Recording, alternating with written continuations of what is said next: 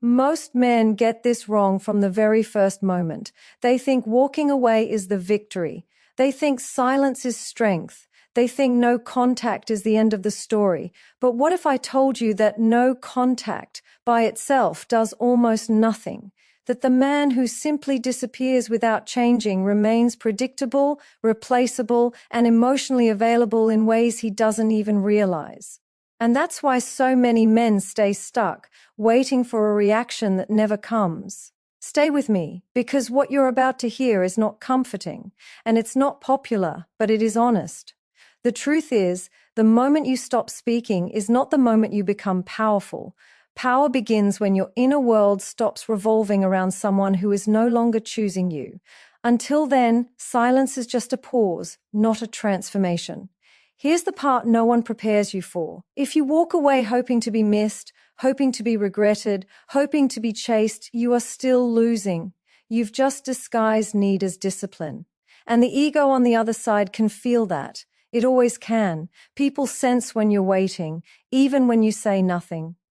But what happens when you stop waiting? When you stop needing an outcome? When your absence no longer carries tension, expectation, or resentment? That is when something shifts psychologically, not just for her, but for you. And that shift changes everything about how you move, how you think, and how you are perceived. This video is not about getting her back. It's about something far more dangerous to ego than silence.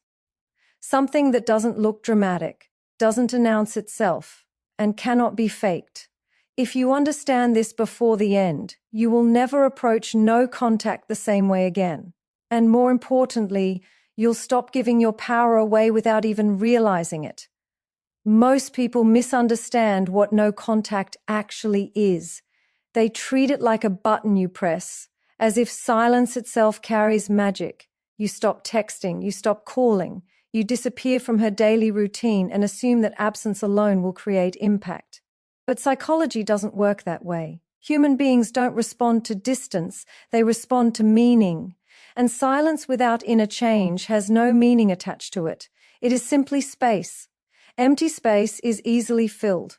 If you go no contact while your inner world is still orbiting her, nothing has ended. You may not be speaking, but emotionally you are still present. You are still monitoring her life through screens. You are still rehearsing what you would say if she reached out.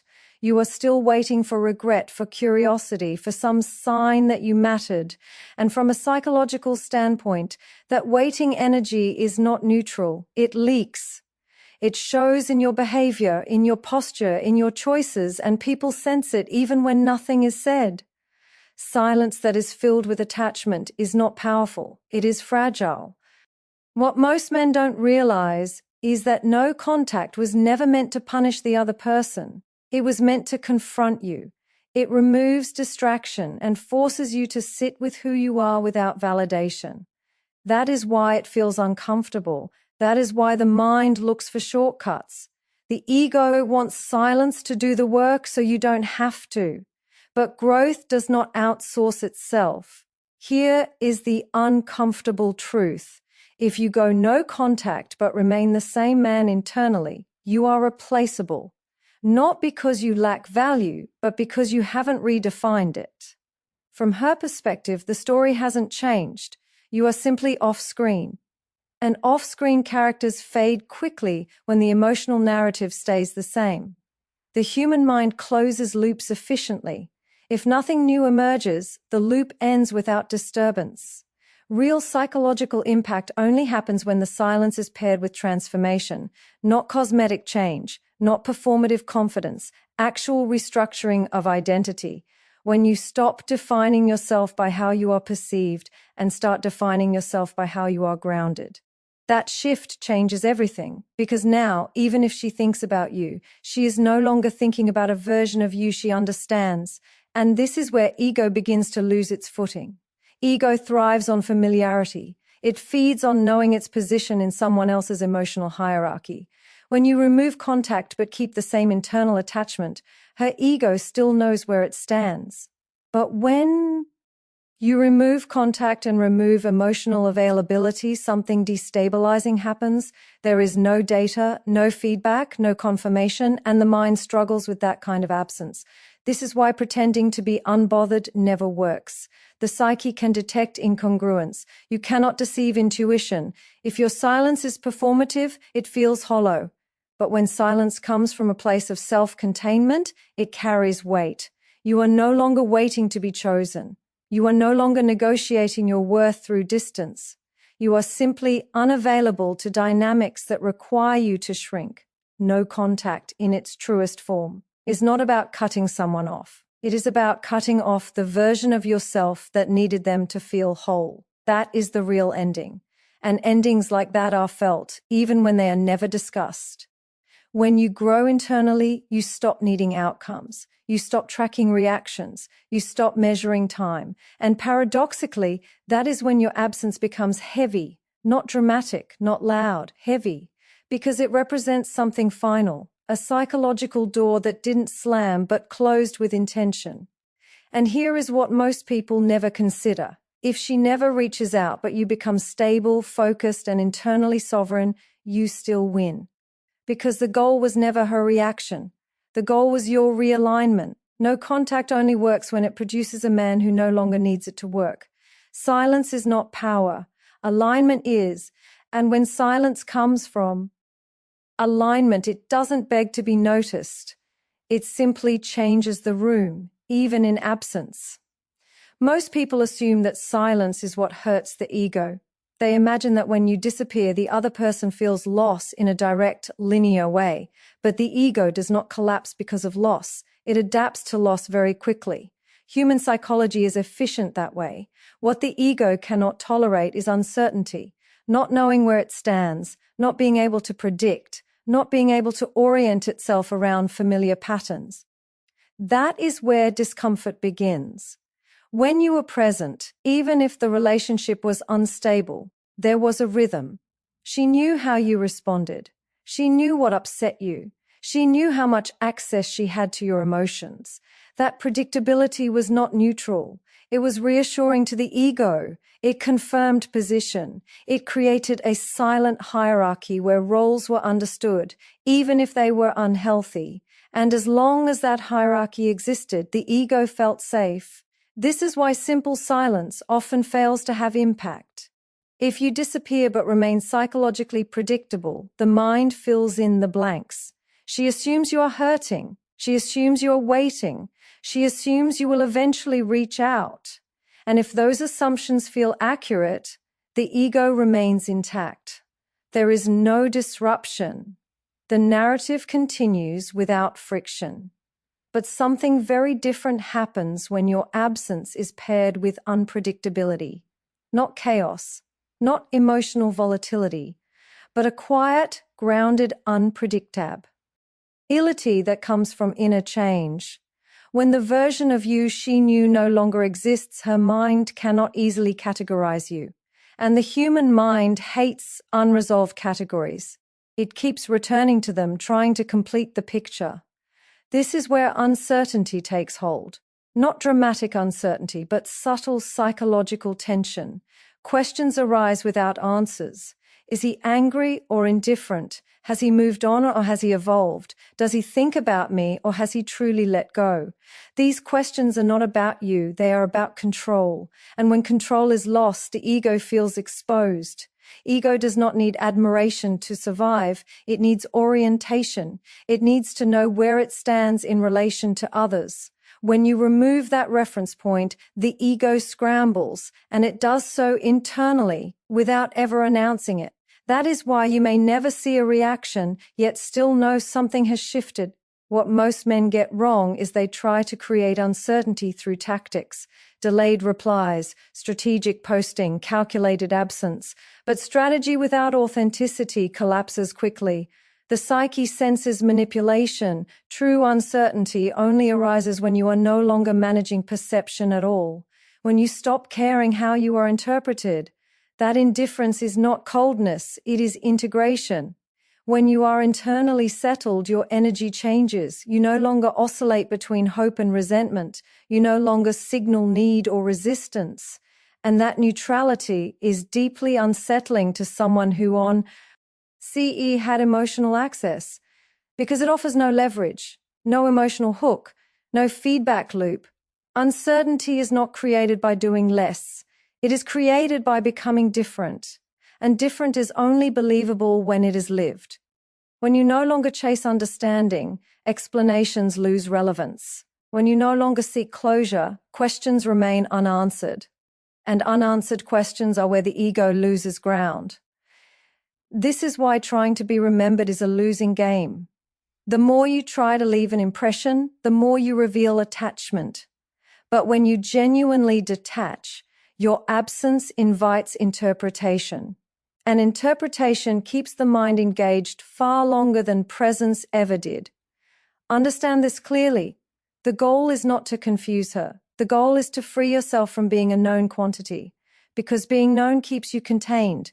Being unknown, not through mystery but through growth, removes you from old frameworks entirely.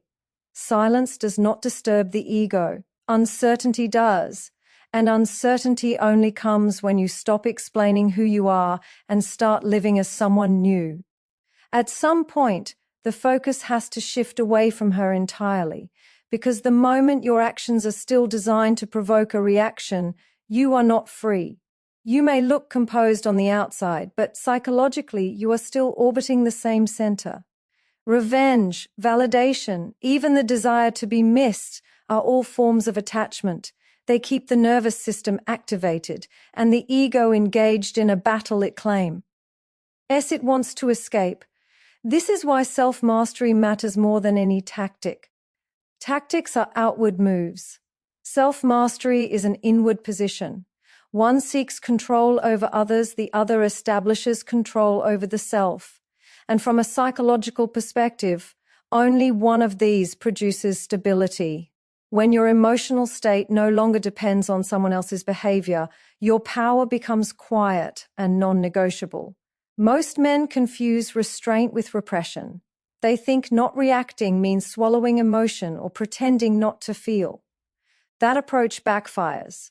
Unprocessed emotion leaks through tone, posture, impatience, and impulsive behavior. Self-mastery is not about denial. It is about awareness without surrender. You acknowledge the feeling without letting it dictate your actions. That distinction changes how you move in the world. When you stop seeking revenge, something subtle but profound happens. Your attention returns to you. Energy that was once spent monitoring, interpreting, and imagining outcomes becomes available for growth. You begin to notice where you abandoned yourself in the process of trying to be chosen. You start to correct patterns instead of replaying them. And that internal correction is far more threatening to ego dynamics than any external display. Trying to hurt her ego keeps you locked into the same emotional frame that created the imbalance in the first place. It reinforces the idea that her perception defines your worth. Self-mastery dissolves that frame entirely. You are no longer playing the same game, and when you leave the game, the rules stop applying to you. This is why genuine composure feels different from performative strength. Performative strength is loud, it announces itself, it needs witnesses. Composure does not seek recognition. It is internally regulated. It does not rise or fall based on attention. And because it does not ask to be seen, it is often felt more strongly. From a philosophical standpoint, this is where dignity is restored, not through dominance, but through alignment. When your values, actions, and emotional regulation begin to match, the internal friction disappears. You are no longer split between who you are and who you are trying to appear to be. That coherence creates a presence that cannot be challenged or manipulated. This presence is deeply unsettling to anyone who once derived a sense of power from your reactions, because reactions are currency. They signal investment. When you stop paying emotionally, the dynamic changes. Not because you withdrew love, but because you withdrew volatility, and volatility is what many unhealthy bonds feed on. Self-mastery also means releasing the fantasy of justice. The belief that someone must feel regret for you to heal is a trap. Healing that depends on another person's awakening is fragile. True strength emerges when your growth no longer requires an apology, acknowledgement, or outcome. You do not need her to understand. You need yourself to be able. And stability is magnetic, not in a performative sense, but in a psychological one.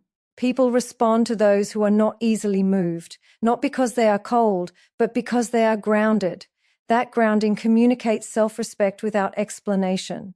When you master yourself, you do not need to prove anything. You do not need to signal success. You do not need to be remembered.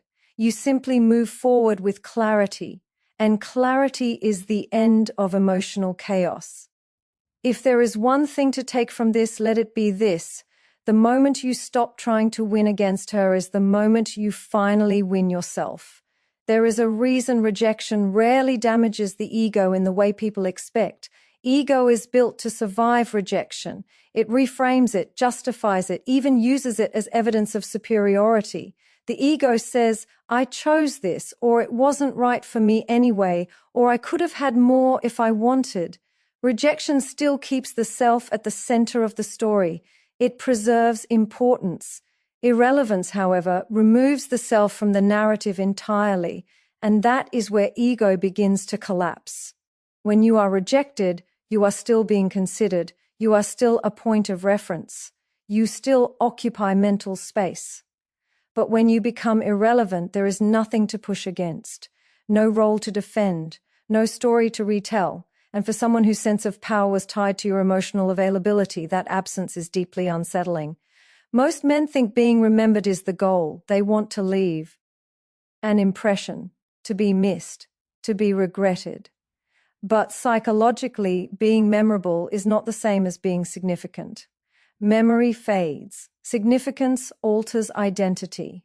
And the only thing that truly threatens ego is the realization that someone once important has moved beyond relevance without resentment. This is why loud exits rarely work. Announcements, ultimatums, emotional speeches, and dramatic silence all signal the same thing. You still want to matter. You want your absence to be felt in a specific way. And that desire keeps you attached to the outcome. Ego senses that attachment and remains intact. Irrelevance is different. It is quiet. It does not explain itself. It does not need witnesses. It is the natural consequence of someone redirecting their attention inward and forward rather than backward. When you stop orienting your choices around how you will be perceived, you slowly disappear from the emotional economy of the other person, not because you tried to vanish, but because you no longer occupy the same psychological space. This is often misunderstood as indifference. It is not indifference. Indifference still implies comparison. Irrelevance implies separation. You are no longer part of the same internal conversation. And when someone realizes they are no longer being referenced, measured against, or emotionally tracked, the ego struggles to recalibrate. The unsettling part is not that you are gone. It is that you are gone without explanation, bitterness, or that absence offers no emotional data, and the mind tries to fill in the gaps. But there is nothing to hold on to, no reaction to analyze, no weakness to locate, no superiority to confirm. This is where ego quietly loses its ground, not in confrontation, but in confusion, not in pain, but in displacement. Because ego cannot dominate what it cannot reach, and it cannot reach someone who has stopped offering emotional access. What most people never realize is that irrelevance is not something you perform. It is something that happens as a byproduct of growth. When your routines change, when your priorities shift, when your nervous system stabilizes, when you stop revisiting the past for emotional stimulation, over time, you simply no longer show up in the same way or at all, and that change is permanent. Rejection can be reversed, dynamics can restart. But irrelevance redraws the map entirely. It places you outside the old framework. And once that happens, the ego has nothing left to negotiate with. This is why the most powerful response is not silence, not success, not revenge, but genuine forward movement. When your life expands in ways that do not reference her, you are no longer competing for meaning. You have created your own. And here is the paradox. The moment you stop needing to matter to her is the moment you become impossible to position above or below. You are no longer part of the hierarchy that once defined the connection. You have stepped out of it. If there is one truth to carry with you, let it be this. Ego survives rejection, but it cannot survive becoming irrelevant to a man who has finally chosen his own direction.